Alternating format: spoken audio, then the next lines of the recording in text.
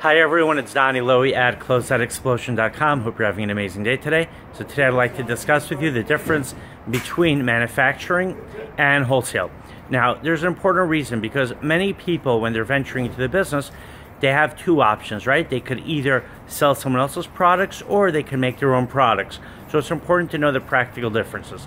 First of all, manufacturing just means creating your own products or having products created for you. Wholesale is the process of taking merchandise from a source.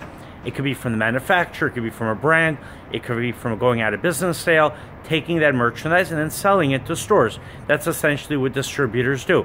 Now today, stores could be online stores, could be retail stores. You could sell to Amazon sellers, eBay sellers, flea market vendors, swap meet vendors, and so on.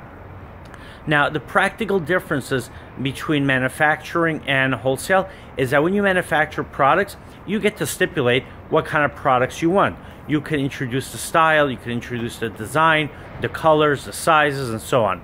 When you do wholesale, you're limited to the styles that are available, to the sizes that are available, to the colors that are available, and so on.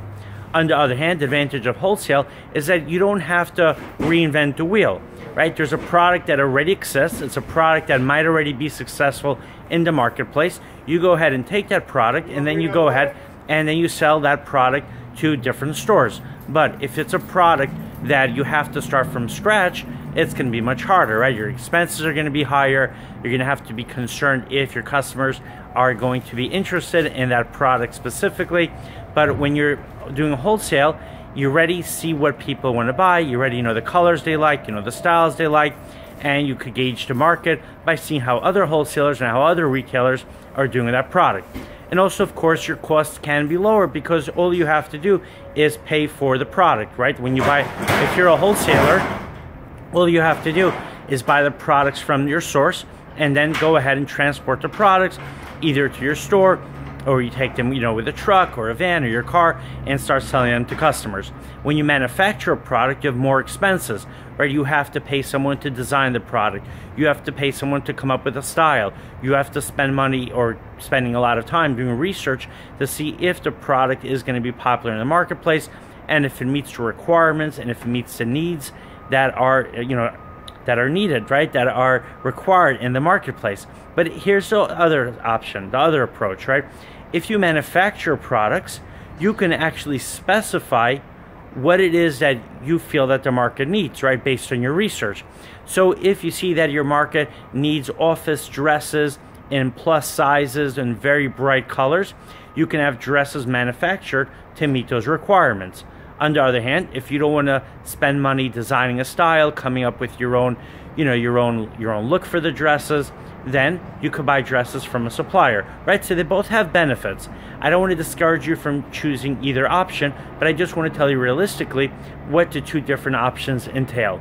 So if you want to manufacture products, the biggest advantage is that once you manufacture products, if you're successful, you are the only source for those products. Of course, make sure you get a trademark, copyright, as it may be. If you're working with a factory overseas or even domestically, make sure that they are going to respect your product, your ownership of the intellectual right to that product. You don't want to find out that they're making the same product for someone else or they're making it themselves and selling it to other wholesalers or to retailers or even to the end consumer, right? So if you do create your own product and you have your own brand, your own label, and the product is very successful, it's very popular, then you could do really well because you are the source for that product. That's how a lot of brands started, right? Calvin Klein, Polo Ralph Lauren, Dahari, they started out from a concept, from an idea, and someone had clothing manufactured or different products, handbags, shoes manufactured for that specific label, for that brand, and then they were the source for that brand, for that product. On the other hand, wholesalers can also do well because they're piggyback on the success of a brand.